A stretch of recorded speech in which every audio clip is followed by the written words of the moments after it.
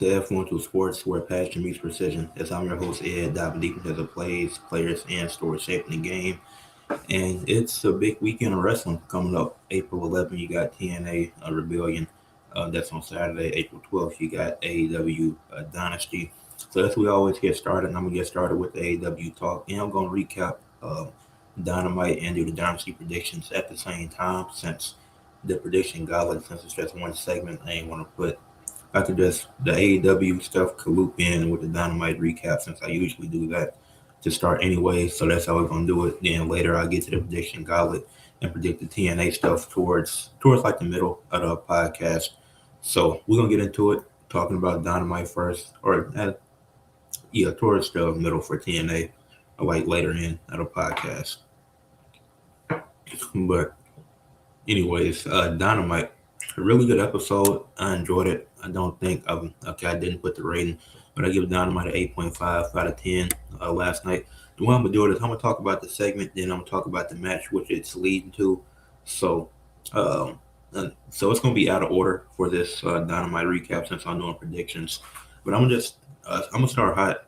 MJF, Kenny Omega, they had an exchange. Kenny came out there. He was talking, getting his stuff off, and then throughout the night they showed video packages for Kenny and MJF. So they really building this up. It's been entertaining. I'm sure it's gonna be a good match this Sunday, and it's closing the show as it should be. MJF should be closing the show, so I'm excited for it.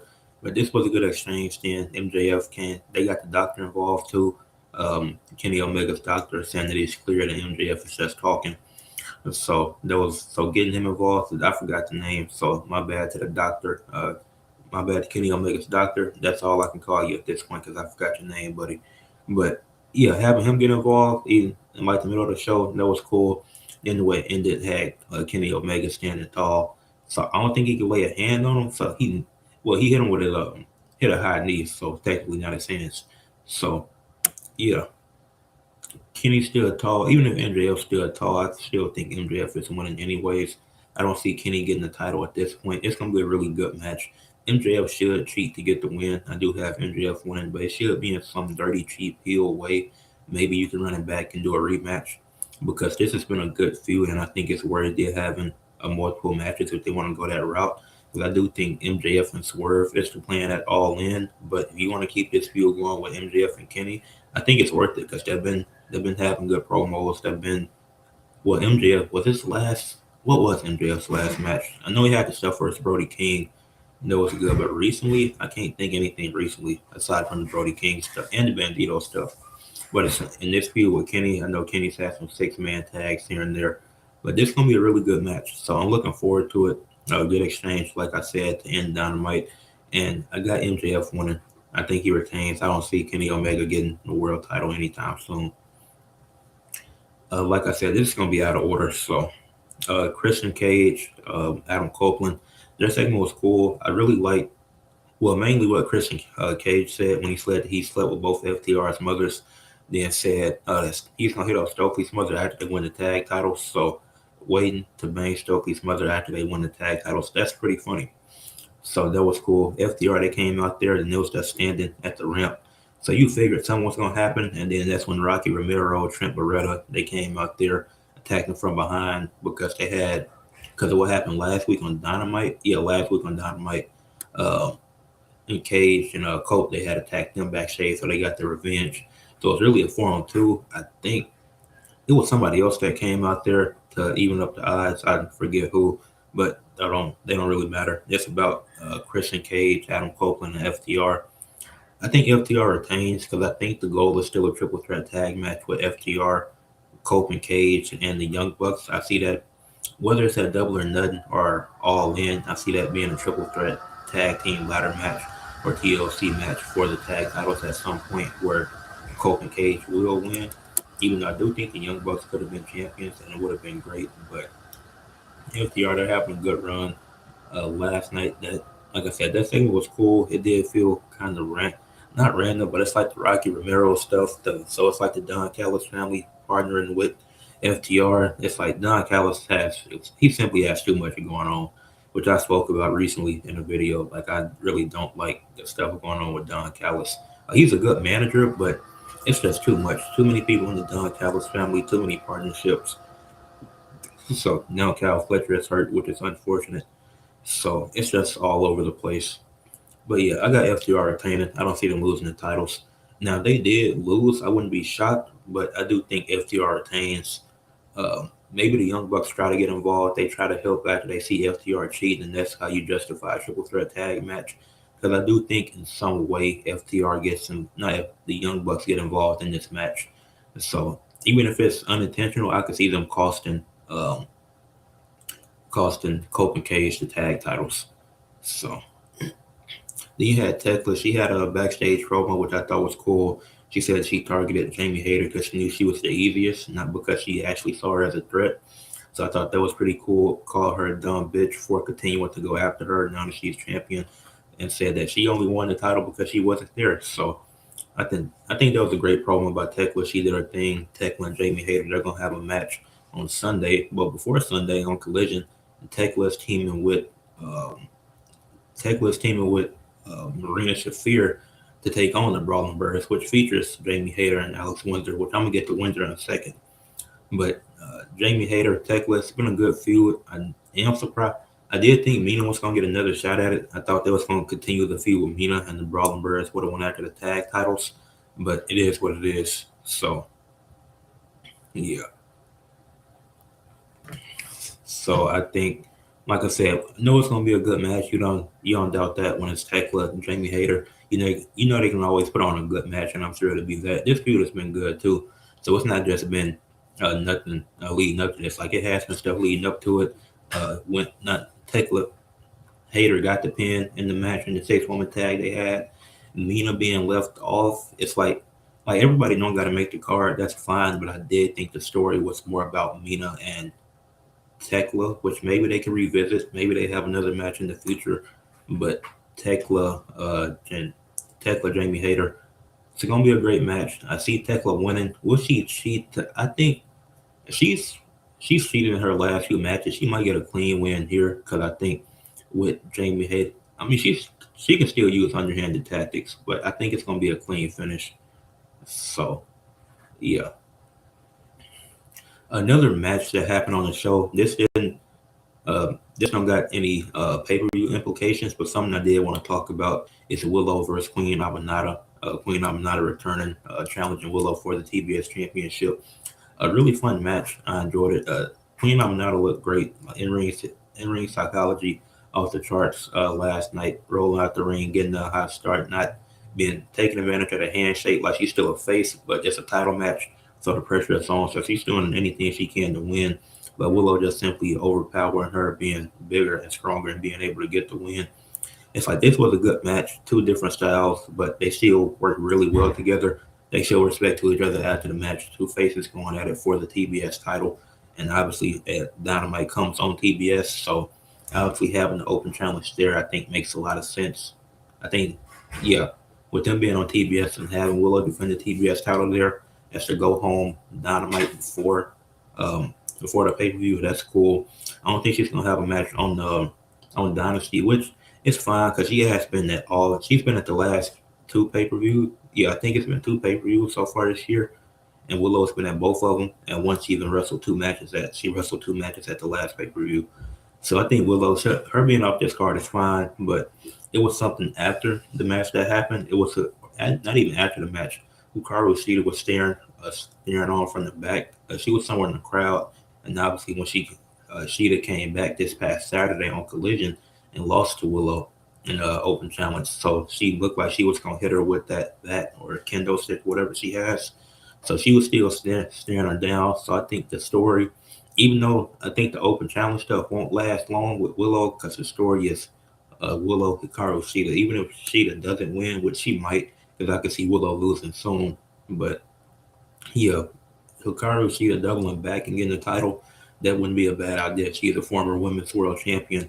So Willow and Queen Aminata, like I said, great match. But the story with Willow and Hikaru Shida, it's a slow build, but it's building. So I can see them having a couple of more matches.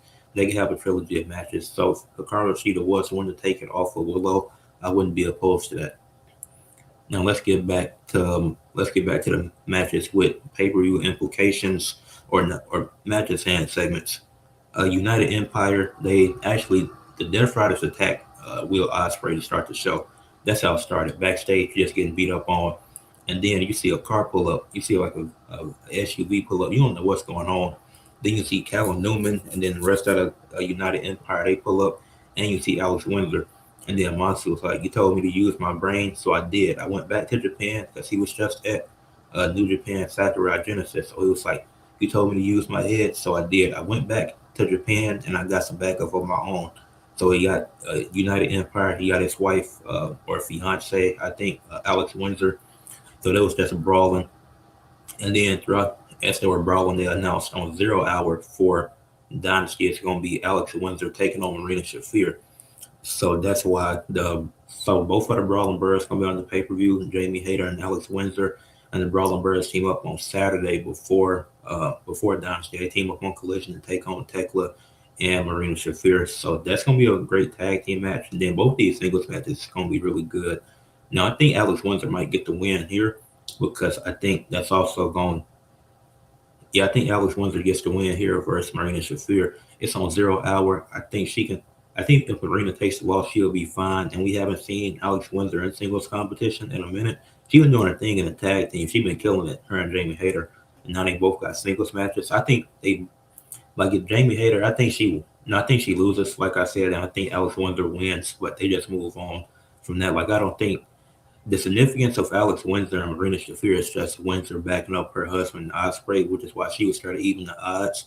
Because most groups who go into feuds with the Death Riders, they don't have a woman to offset that. And if they do, it's hella random. At least with this, it makes sense because that's Will Ospreay's actual fiance. So he gets somebody who he knows is tough and he knows who can actually even the odds and give Marina a tough battle. Even if Marina wins, Alex Windsor lose, it's still cool. So because you know it's going to be in ring wise, it's gonna be good. The story is already there. The story is telling itself already. It's been built up. So even with a very short build, it makes a lot of sense why they're doing this. So I do got Alex Windsor winning though. And speaking of United Empire, they teamed up again in the main event to take on the Death Riders in the Chaos in Canada match. I don't know why they had to call it a Chaos in Canada match. You could have just called it False Count Anywhere. It's essentially Anarchy in the arena, but with less people. Well, not, and it's essentially a street fight because Anarchy in the arena, anybody you can be pinned anywhere, and this Chaos in Canada match, you had to be pinned in the ring. So it was a good match. Callum Newman, he looked great. I'm a fan of his. Claudio, he was doing his thing, of course. Moxley, Will Ospreay, they went crazy. They had Alex Windsor come back out there. She came out there kind of late because Marina Shafir was already in. I think the match was just a 4-on-4 with the men, but Marina Shafir, she was just out there just because. So then I guess Alex Windsor didn't realize that she'd be out there, which is why she was late arriving to the match to even up the odds and take her out. Because if they pinned each other, it wouldn't have made sense because they're not in the match. But Windsor coming out there to even up the odds and them throwing hands again, I was like, that's cool. And then you had Ospreay pin Moxley to end the match. And it was the one guy on United Empire. I forget his name. It's the big buff dude. He looked solid. He looked solid too. He was doing his thing. Like everybody did their thing. Daniel Garcia, like all 8 guys went crazy in this match. It was a good main event match because Kenny was the main event segment, him and MJF, but good main event match. And then you had Ospreay pinning Moxley after Callum Newman hit his finisher, I think. So yeah, that was cool. Ospreay versus Moxley as far as that goes. I got Moxley retaining. I don't see him losing the Continental Championship. So yeah, it's gonna be a good match. Like this was a good match. I think them 1-on-1, they got good chemistry, but I think Moxley wins. Like it would be nice to see Ospreay get a title just coming back now. Like I wouldn't be surprised, but it truly could go either way. So you had a 6-man tag with Takeshita, Andrade, Mark Davis, and Mark Davis taking on Darby Allin, Bandito, and Jack Perry. This was a solid trios match. Not did I care about it? Not really, but I understand the story is Darby and Andrade here. So the match, the Don Callis family gets the win, but I just more so focus on the match. Uh, Focus on talking about the match that's going to happen that actually matters, which is Andrade versus Darby Allin. I think as hot as Darby's been, actually both guys have been hot, but Andrade will benefit from the win more with him being part of the Don Callis family, him losing to a 100-pound Darby Allin, it's just like Darby would have to cheat. He would have to be the heel in the equation as the face. It's like Darby beating some guys, it's believable based on the story, but with this, it's like you building up. It's really more about the story why Darby can't win this match, in my opinion. You building up the Don Callis family. Andrade, he's always can't even say this. I guess you can say distracted. He always lets the women distract him, but he still finds a way to win.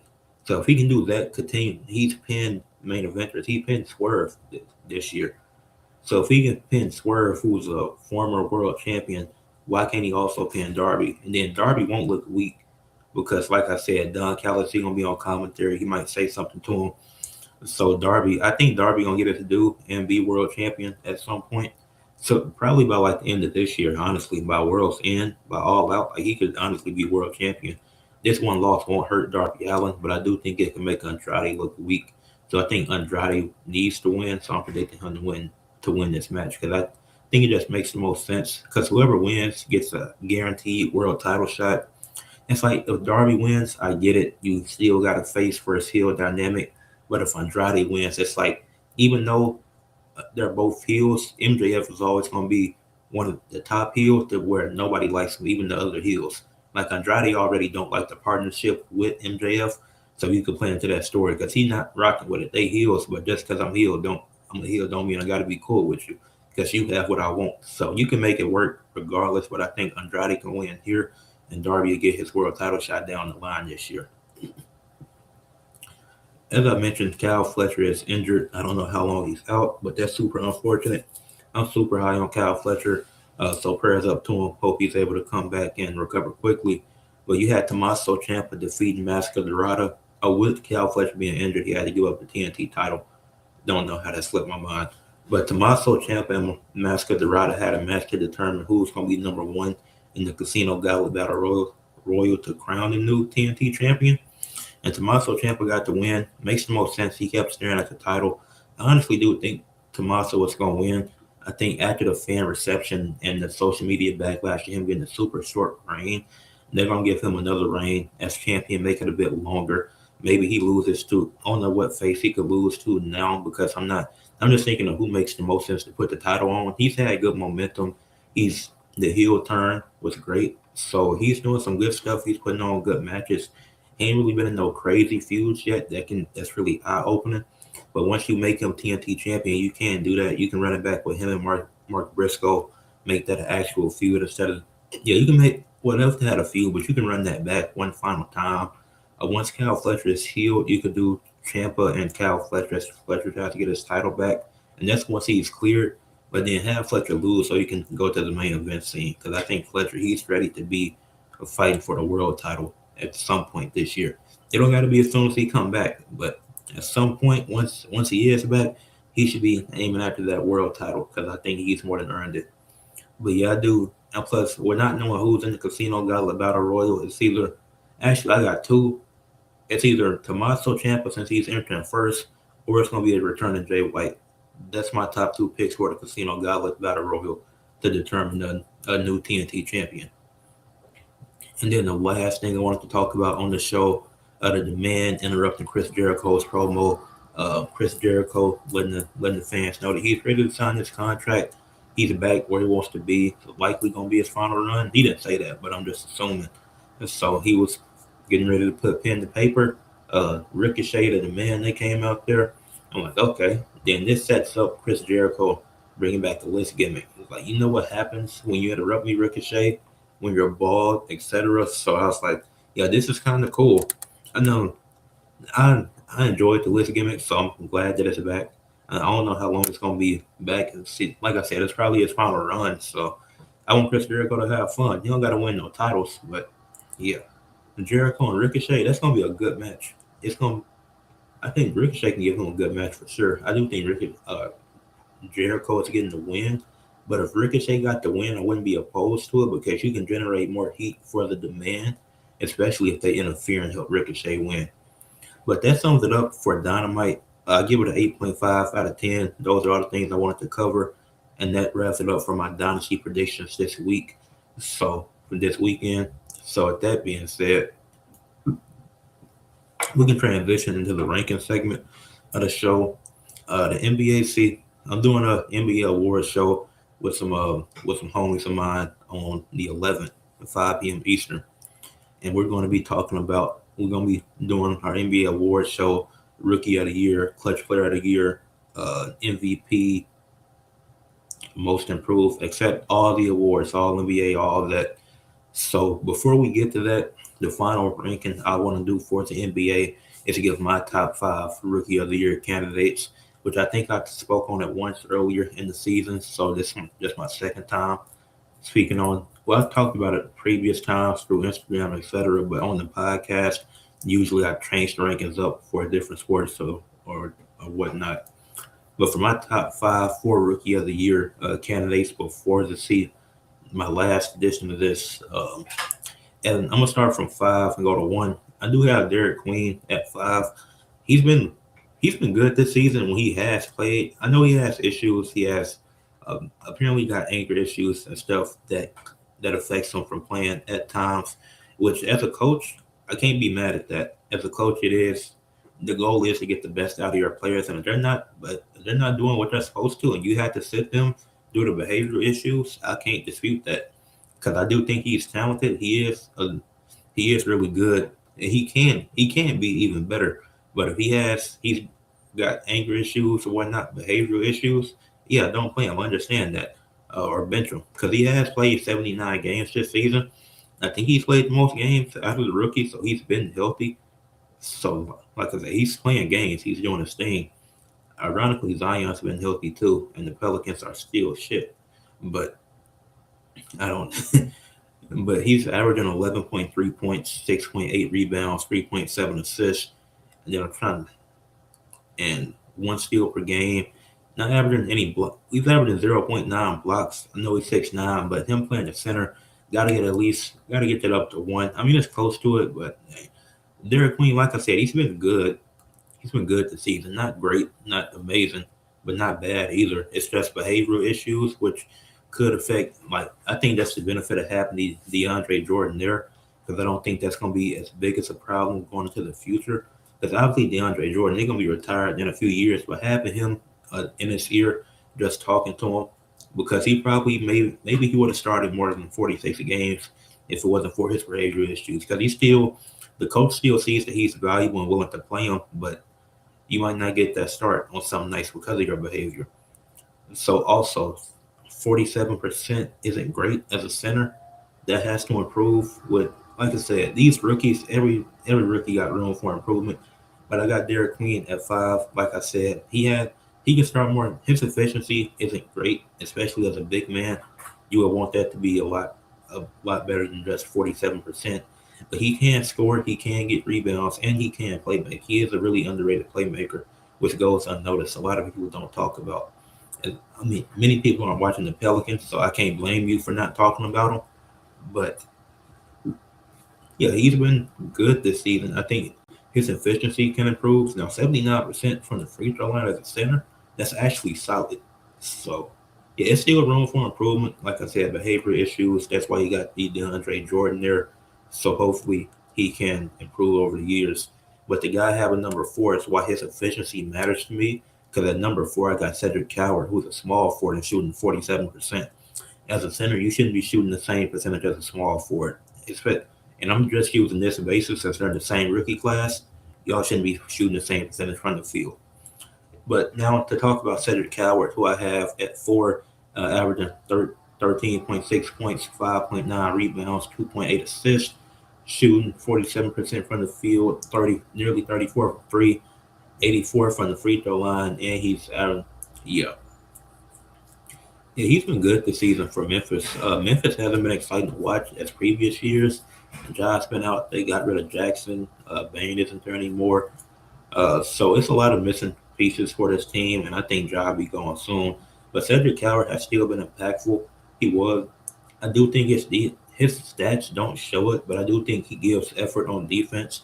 He don't get the most steals or blocks compared to some of the other rookies, but he gives the effort on defense, which I think is the most important thing because you want to always get the steals or the blocks, But you can get some deflections, you can force some shot clock violations, force some turnovers. I think that's really impactful and goes a long way. I don't think he's the best defender. Not yeah, he's not the best defender, but because the guy I have ahead of him is better, one of the guys. But I do think his defense is solid based off the fact that he is willing to give effort and he's doing everything he can to try to will his team to victory. But it's usually not enough because Memphis has just been trash this year. But he's shooting nearly 34% from 3 on 4 attempts per game, which is solid. So obviously that can go up a little bit to 35, maybe 36. If he can get to 36, 37, that'd be great because he's at 33.8 right now. But for a rookie, I think that is solid. Obviously, you have a rookie that's doing way better than that, but he's just transcended a lot of rookies in general. And he's also a coward. He's also shooting 11 shots a game, shooting 47% from the field. And like I said, 4 of his shots are from three. So Cedric Coward, he's having a good season. And yeah, now the guy that I have at three, VJ Edgecombe, he had a super high start to the season. He cooled down a little bit, but he's still averaging 16 points, 5.6 rebounds, and 4 assists per game on 43, 35, 82 splits. And he's attempting 5.6 threes a game. VJ Edgecombe is nice. He's the best defender out of this rookie class. He's like I said, I have him in running for Clutch Player of the Year. If it came down to me, he would be Clutch Player of the Year in my opinion because I've seen him take over games late, which a lot of rookies don't have the ability to do. So he already has that. He gives you great defense on a night in, night out basis. Like I said, he can lock uh, late game situation. He steps up when you need it. He's not afraid of the moment. He's not afraid to keep shooting. If he's having a tough night, he's gonna keep shooting. He's not just gonna go away from it and lose confidence. So he's been a really nice addition to the 76ers. They're in playoff position. They could be the sixth seed. They might be in the play in. Who knows? The East is super stacked this year. The East is going crazy. But VJ Edgecombe, I got him at three. And then at two, I got Con Nipple, who has been amazing. Con Nipple averaging 18 points, nearly 19, with 5 rebounds, 3 assists, shooting 47% from the field, 42.9% from three, 86% from the free throw line. The Hornets also in play-in position, could make the playoffs depending on how things goes. But people didn't think the Hornets would have a chance at being in the playoffs because they're in the play-in right now, which you could have predicted. But they're in the play-in with a chance to make the playoffs if they win a few games, if things go right. Like nobody saw that coming. And that's really because of Con Nipple. He's truly changed that game. Helped LaMelo out a lot because LaMelo has never had a shooting guard like this. Like Con Nipple is electric. Like he said, he been broke the record for most threes in the rookie season. He did that like a month ago. So I think he has the most threes by a rookie in Hornets franchise history. So I'm like, Con Nipple, he's going crazy. But his offense has been electric and really added to the Hornets and what they're able to do this season. But I do have him too, based off of a recent spark from Cooper Flag, and it's not just recent because Cooper's been nice all season. I put Cooper at one. He's giving you 21, 6 and 5 a night. His 3 point percentage isn't up there yet. I think it'll be fine in the future, and he's shooting 47% from the field. But the reason I put him up here, it's like rookie of the year, team record doesn't matter to me. It's like how can a rookie really change? Like we've seen what Con Nipple is able to change, but he also has other pieces around him, and that's not to discredit him. Like I'm just saying, I can't consider team success and who's the best rookie. Like that's just not fair in my opinion. But Cooper Flag, he's giving you good defense. He just had back-to-back games scoring 45 and 51. He did start the season a little slow and people tried to write him off immediately, but he's been super consistent. He's doing everything he can for Dallas. He was put in a shitty position to start the season by playing point guard when he's naturally a small forward. So I put Cooper Flag one. Like I said, Con Nipple two, and it was a toss up between these two because there's arguments that can be made for either guy being number one for rookie of the year right now. So I really go back and forth between those two. What made me put Cooper one is based off the recent stretch because all season they've been neck and neck for me. So I will, like I said, I got Cooper Flag one, Con Nipple two, VJ Edgecombe three, Cedric Coward four, and Derek Queen of five. Those are my top five rookie of the year candidates this season. I did consider Dylan Harper. I consider him. You know, somebody else I considered. I'm forgetting who. Um, It was Dylan Harper and somebody else. I don't. His name is slipping my mind. Maybe it'll come back to me by the end of the pod. But now to get to the ice cold segment, talking about some bowling. Now, if anybody watches the PBA, the Professional Bowling Association, EJ Tackett went 0-4 in one weekend. I talked about this on Tuesday episode of my pod. Seeing what EJ did this weekend, it was unusual. Like it's not something that you normally see from EJ Tackett. He usually plays really well and he's winning games, but just had a rough weekend. And it's like whether it was a bad curve or just not good or leaving multiple open frames, it was really bad. He lost a singles match by 10 in the USA versus World event, which was really unfortunate because that was a win that the USA could have used and that they needed. He needed two strikes to win it at the end, and he wasn't able to do that. So very disappointing. Not what you want to see out of EJ Tackett. And then at that same event, they lost two team matches, which I don't like to put team success on one individual player. But like I said, leaving multiple open frames, and it wasn't just him. Like it's a whole team effort to do this, to lose games. But it was like seeing EJ, like he struggled throughout the weekend. Like the teams matchups in the USA versus World event didn't make him look any better. So just to struggle throughout that event as Team USA lost. So the only matchup they won was the doubles, led by Ethan Fourier and somebody else, Anthony Simonson, I think. Yeah, they won the doubles matchup, so they had the most successful weekend after the out of the people in the USA versus PPA game. Then Team World, I say USA versus World PBA game. And this is the third straight year, so Team World repeated beating Team USA in this matchup. So a fun PBA weekend, but EJ Tackett struggled. Then you got to the PBA Ohio Classic where EJ Tackett still wasn't great. He didn't look himself as he went into a game versus Chris Avai, which he needed two strikes and an 8-pin to win it. Got the first strike, then second roll he got 8. He got 9 pins, I think 8 or 9. No, it was not. It was 8 that sealed it because it was like he needed 3 strikes. He didn't needed 2 strikes and a 9-pin to win. Then he got 8 and that sealed the deal. And I was like, man, I haven't seen EJ Tackett struggle like this. So, yeah, really rough weekend for him going on for. Like I said, I never seen somebody struggle that bad because it's unusual that you go 0-4 in one PBA weekend, but we're playing multiple games. I guess it makes sense.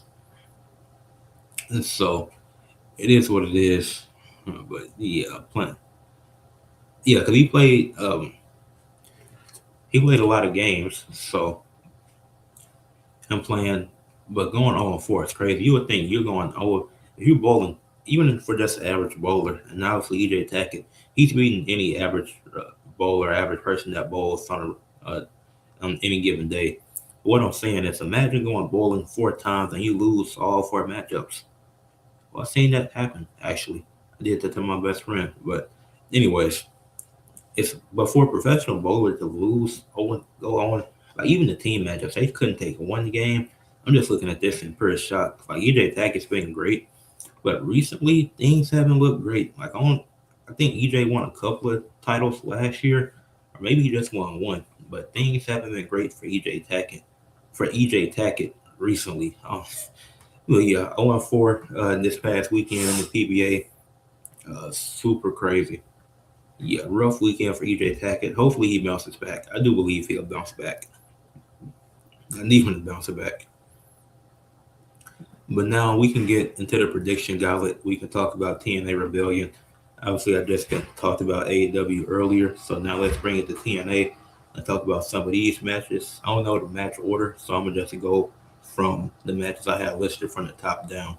So, Mike Santana defending his world title versus Eddie Edwards.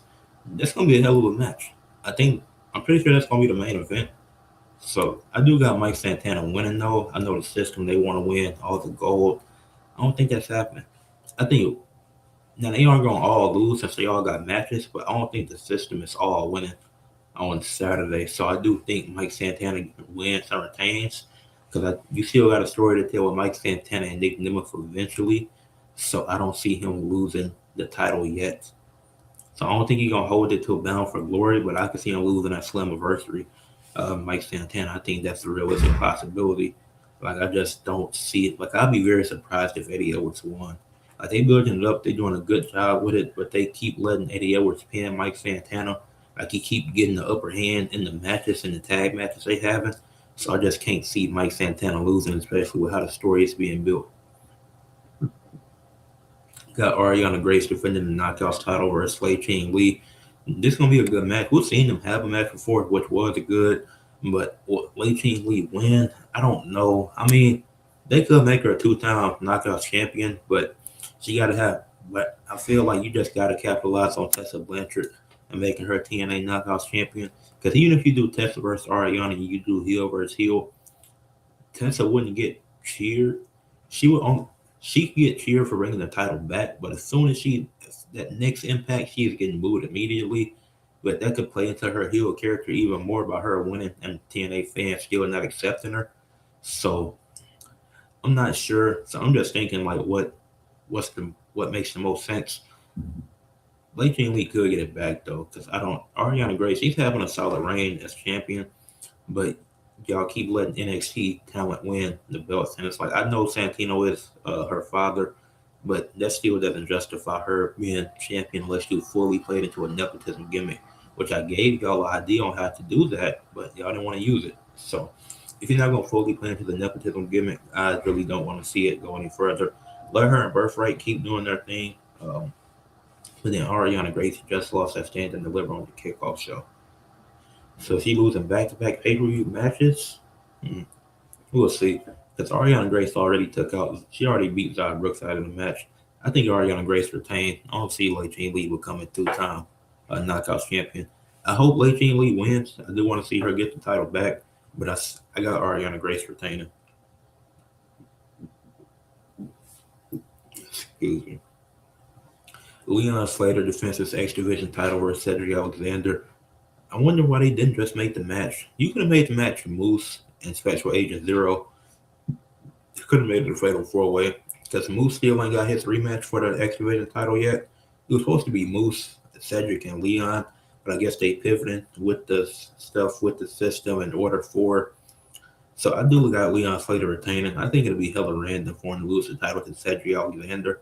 But like I said, the system is continuing to one up the Leon Slater and Mike Santana with them teaming together. So maybe one of them lose. Maybe Leon will be the one to lose. But as Cedric, I don't see it. It's like then Leon acknowledged that I already beat you before one on one. So why are you getting another shot? Because it really don't make sense why he gets another shot. But he a heel now, so he gotta get another shot. Moose, it makes sense because Moose never got his rematch. Like Moose literally never got his rematch, which is crazy to think about.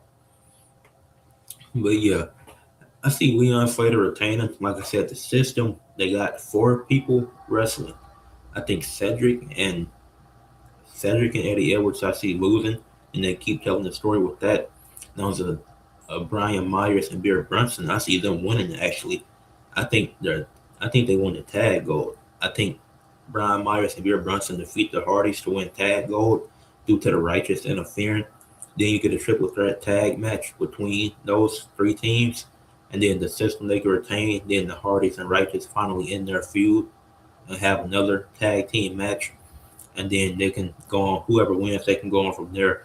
But I do see the system winning the tag titles, the world title and X Division title. I think that might have to wait. And they could also go after the international title if they can't get the X Division title. So you still got a singles title to go after.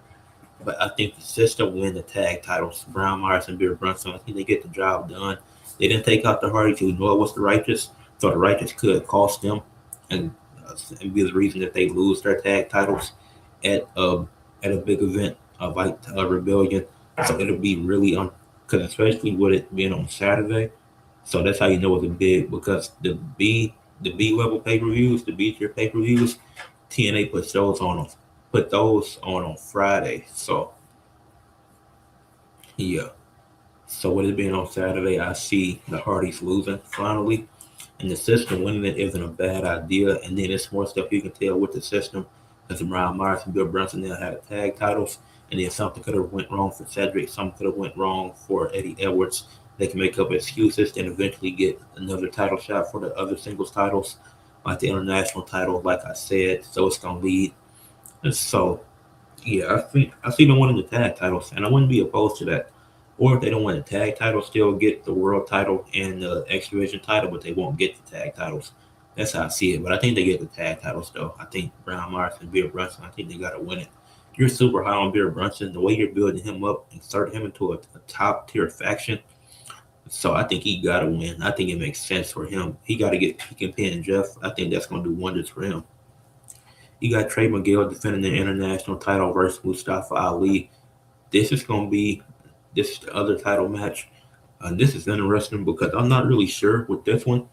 Now, I do think Mustafa Ali could benefit from having a title because with him running Order 4, it's like, why should we keep listening to you if you can't win anything? So I think Mustafa Ali does win and he becomes the new international champion. But but Trey Miguel as international champion has made me a fan. It has gotten over with me. So it's tough. I got Mustafa Ali winning. It's gonna be this might steal the show. Mustafa Ali and Trey Miguel, they're gonna go crazy. But yeah, I'm going with Mustafa Ali to become the new champion. Him going continue leading Order 4. Now he finally got a championship to it. Well, he got a championship again because he's had titles before in the singles round of TNA. But he'll be the champion while leading the faction. That'll be tough. You got a hardcore country match, which is probably just a brawl around, probably just a street fight. But it's the Elegance brand taking on ODB, Tyrant Terrell, and Mickey James. I think Team Mickey James gonna win. I don't see them bringing back Mickey for her to lose a match. It's like you bring back these legendary knockouts and you had them lose. Like I don't see it happening. Even though you could create hella heat for the Elegance brand by winning the match, it's just sometimes it's stuff that's so obvious you can see it from a mile away. Like this scene is kind of obvious that Mickey James, Tyra Terrell, and ODB they're gonna win the match, especially with the way they've been building it. It's like yeah, they're getting the upper hand, but they're also the knockouts legends. So it's like make the fans happy by having them win the match. So you got Frankie Kazarian versus Elijah for whatever reason. I don't really care. So I mean, whoever wins wins. So it is what it is. But uh, I think Elijah wins. Uh, yeah, like I said, don't care. AJ, actually, I do the AJ Francis match last. Moose versus Special Agent Zero. I can see Special Agent Zero winning. I think Order 4 is going to get involved. That way, Moose, they can protect him in a loss. Even though Moose, he's the better wrestler, he got the more in ring experience. You can have Moose take the loss, but make him look strong by having Order 4, maybe the system getting involved. So it's other distractions, other lingering factors that leads to him losing that match. But Leon tossed him on Impact, but I didn't forget about the rematch, and they can run that again. So yeah. Then Nick Nemeth versus AJ Francis. I wanted to cover that last because I'm still confused on why they're doing this feud and match with them both being heels. Like you're a heel, why don't you take out a heel unless it's turning him face? Which I don't want to see Nick as a face, even though I know Nick can pull it off. It's like right now he's having a really good heel run, so keep it going. So if they do turn Nick face, then Eddie will probably win that match because, like I said, Eddie Edwards, Mike Santana is likely the main event. So a lot of what happens before that is going to determine a lot of stuff for the future. But I do think AJ Francis should win. I think he will benefit heavily from getting the win over a former world champion. Nick Nemeth doesn't need it, but with him getting attacked and brutally beat the way that he did, I could see him winning, and it wouldn't surprise me. But Nick Nemeth also got the call your shot gauntlet, so actually I take it back. I think Nick Nemeth wins because the call your shot gauntlet ain't out on the line. And so as the call your shot gauntlet winner, that's one of the next he's a contender whenever he chooses to be. So he needs to win matches while he's holding the trophy. So I think as much as I like AJ Francis, Nick Nemeth got to get the win here because you got to keep him looking strong. Or if he loses in some cheap way, that'll be fine. But Nick Nemeth, maybe Ryan Nemeth gets involved, tries to help him win. But yeah, with him holding the Cardio Shot Gauntlet, I don't like the Money in the Bank holders, Cardio, etc. Whether it's WWE, AEW, TNA, when they get the guaranteed contracts and they lose random matches, like they can lose here and there. Like it's a way you can make the loss feel important and make the loss work. But this, I just don't see how you can justify AJ Francis attacking Nick Nemeth when the points that he made could have been made against anybody else. So I got Nick Nemeth winning this match. I actually changed my prediction. I'm going with Nick Nemeth to win this match. Now for Impact Stat, we're what are we 2 weeks into the MLB season? No, 2, 3. There were 3 weeks into the MLB season. Anyways, uh, well, Jacob Misorowski is leading the MLB in strikeouts so far this season. The Brewers got an overall record of 8-4, so the Brewers have been really good. They're doing their thing, and they are 2-1 when Jacob starts. Like I said, I think I told y'all I haven't been watching. I've been watching baseball for a few years now, but not super long. So I really don't understand why some pitchers don't play more. Because when Jacob is in these games, he's been amazing. Like I said, they have a record of 2-1 when Jacob starts. He's pitched in 16.1 innings. He's only given up 8 hits, given up 6 errors, gave up 2 home runs. Excuse me. 9 walks, has 28 strikeouts and a 3.3 ERA. That's a really good ERA. Like these stats are really good, especially this early into the season. This guy's giving up 8 hits in one game. This is not just one game pitching 9 innings, because most pitchers are pitching between 5 to 7 innings, and the starting pitchers they pitch between 5 to 7 innings in a game. It's a games where I've seen pitchers give up 8 hits, 7 hits, 9 hits. Jacobs only gave up 8 hits in 3 games. Like that's really impressive with these first 3 weeks of the season, with how electric some of these teams have been batting wise. He's not giving up hella hits. Like 8 isn't a lot within 3 games, especially when you're playing 5 to 6 innings. He's played 16 total, so he's not giving up a lot of hits. So yeah. Then the errors, he just had a few errors at 6, but it's been some. Like I said, it's been when you look at the other stats, when you look at the other teams, the other pitchers, it's like, yeah, that's not bad.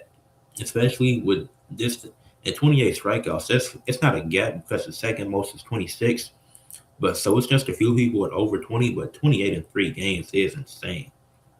Because it's not like he's pitching every inning. It's not like he's pitching all 9 innings. So that's super insane. And he's only given up 2 home runs. It's been pitchers who've given up that in one game. Only 2 home runs in 3 games within 16 innings pitched. That's amazing. That's like only one home run given up for every 8 innings he pitched in. So that's a really good ratio. And like I said, 3.3 ERA, it shows his greatness, shows how great he's been so far to start the season. Like I said, the Brewers, it seems like they got it all figured out so far. Obviously, it's 162 games in the season, so nobody has it completely figured out. Even the Dodgers have a few losses, but and they did lose to the Blue Jays, who they faced in the World Series last year. But we're not gonna forget how the Dodgers dominated to start the series this year. So yeah, y'all got to win, but yeah, the Blue Jays y'all got one win on them, but the Dodgers they still was putting BTA. But yeah, this is what Jacob Mr. Rowski is doing. It's been really good to see this season. He's been great. Like I said, 9 walks. That's not. I just seen a minor league team give up like 10 walks and one. They gave up 10 runs on one hit. I know that's minor leagues. That's hella random, but that was kind of funny to see. But yeah, 9 walks. Not. I mean, any pitcher can have. So that's 3 walks per game if you calculate it. Not the greatest, but it's still whatever. Because sometimes it's bound to give up a walk. Something might go wrong, might come off the wrist wrong. So and it is what it is. But the 3.3 ERA, like I said, really great. And it's not any inflation with this because he's the starting pitcher. Um, like I said, he's played the most out of the Brewers. Well, not the most, but he started the most out of the Brewers pitchers. So he's having a good season. 28 strikeouts so far. I wonder if anybody else I wonder what it'll look like next week after each team plays about 5 to 6 more games and where he'll be at. Because he was here last week, I think, too. But I did something different for the impact stat, which I'll probably change up the impact stat again next week and probably do something for the NBA since it'll be around the playoffs or the play in. So, impact stat, I'm probably save and make a longer segment for the NBA next week, then for the NHL because that's going to be important with the NBA and NHL heading towards the playoffs. And then the WNBA season will be starting soon, so maybe you'll get some draft coverage. So that'll be cool. I could do top 10 draft picks for this year in or draft steals. That could be. So I got a few ideas for the ranking segment. But with that being said, I've talked about all the important stuff. Recapped AEW, talked about their upcoming pay-per-view Dynasty, predicted those matches, gave y'all my top 5 for NBA Rookie of the Year. Talked about EJ Thacken and how cold he's been in the PBA, Professional Bowling Association, lately.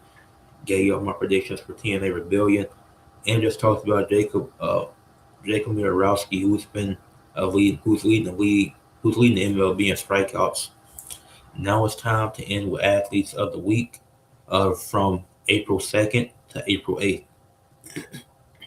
So I'm gonna start with with wrestling. So New Japan, I have been tapping in a little bit. Ain't really dropped no New Japan content, but Callum Newman, he defeated Yota Tsusashi at Sakurai Genesis to become the youngest IWGP World Champion in New Japan history. So that was so shout out to him. For AEW, I went with Andrade on Collision. He and Mark Davis teamed up to take on the Rascals. Got a good win for them.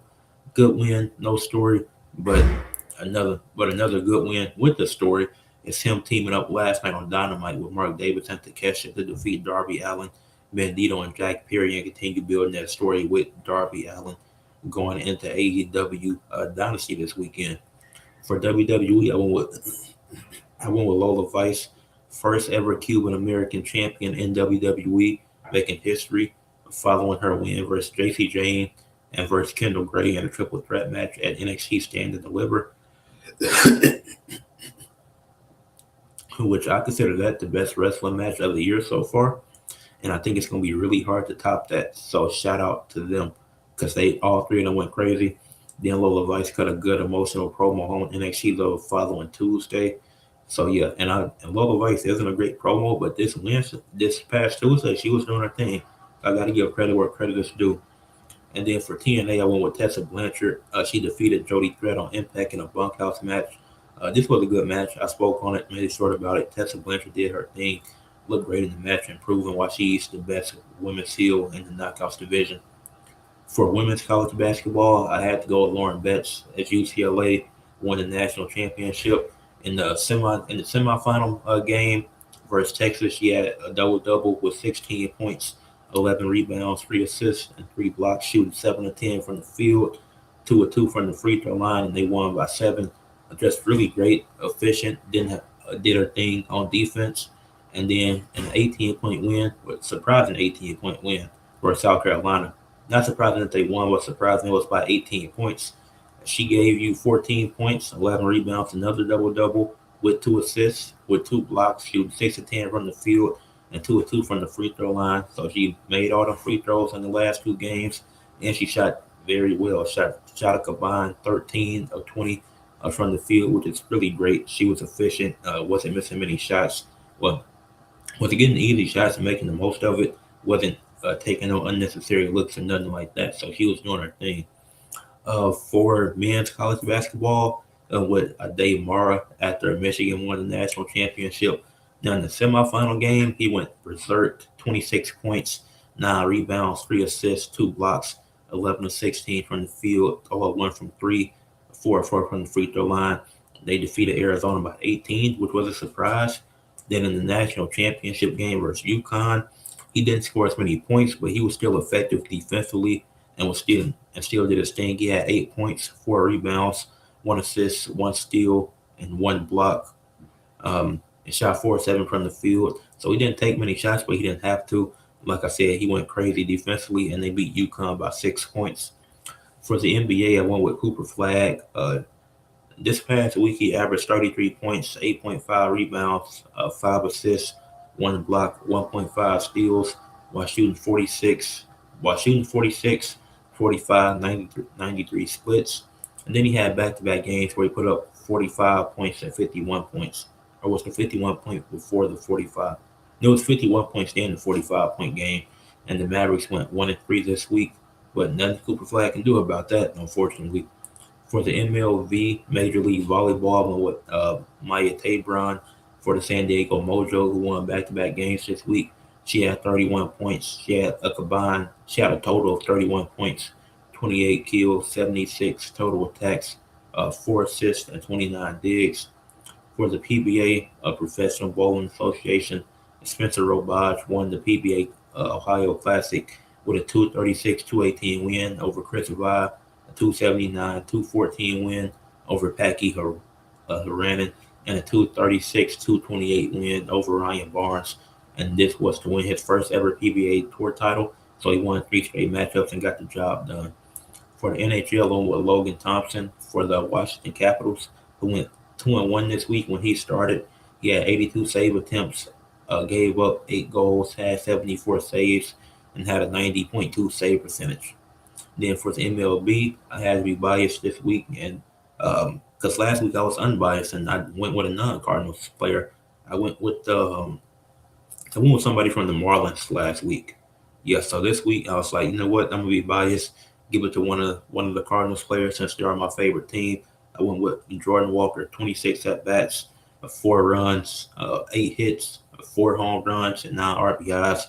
As the Cardinals go 3-3 this past week, have been disappointed with a few of our performances recently, but we just won our most recent series versus the Nationals, 2-1. So we are back over 500 at 7-5. But like I said, gave it to a Marlins player last week. I had to be biased early into the season and give it to a Cardinals player. I don't know what y'all expected. So yeah, but that wraps it up for this episode of Sports Fanatic Forum, episode 26. So I hope y'all enjoyed that. Um, yeah, make sure y'all leave a like, comment, subscribe, share. I talked about a bunch of different stuff. I had a lot of talk about wrestling. 30 minutes, really, or maybe even more if you consider the athletes of the week. But yeah, Impact, not Impact, TNA, AEW both got pay-per-views this weekend. Like I said, if you're watching this now, be tuned in for the stuff I got planned for this weekend. April 11th, NBA Awards show with some of the guys. That's at 5. Both these streams are at 5 p.m. Eastern. So tune in for the awards show as we're going to be agreeing as a collective. So tune in for that. We're going to go crazy. We're going to decide like the actual NBA committee would. And then um, on the 12th, we got a debate. Got another great debate. Stu and HTT going to be at judges. I'm going to be in the debate. It's going to be a wrestling debate, whether a Ring of Honor, AEW, or TNA was the most successful company all time. So don't get your opinions yet. Tune in for the stream. So yeah, tune in for both of the streams that I got planned for this weekend. And obviously more podcast stuff. And then NFL draft. Got some big planned for that. So y'all stay tuned. With that being said,